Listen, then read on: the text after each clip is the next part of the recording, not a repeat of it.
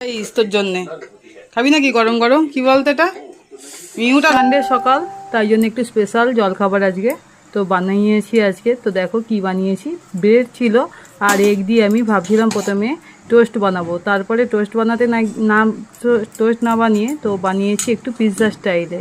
সেদিন ইউটিউবে দেখলাম এইভাবে ব্রেড দিয়ে আর এগ দিয়ে পিৎজা বানিয়েছে, তো আমার কাছে চিজও ছিল তাই জন্য আমিও বানিয়ে নিলাম এইভাবে পিৎজাটা।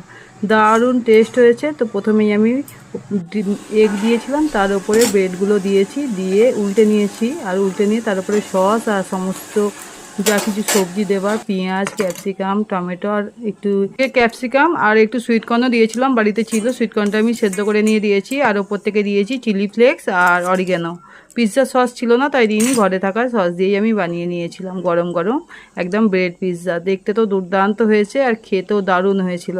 আমিও ফার্স্ট টাইম ট্রাই করলাম, তোমরাও এইভাবে ট্রাই করে দেখো, দুর্দান্ত খেতে হয়েছিল। সকাল সকাল একদম দারুণ ফাটাফাটি সানডে হয়ে গেছে আজ আমাদের। তো তোমরা সবাই ভালো থেকো, সুস্থ থেকো, চলো টাটা। ভালো আছে।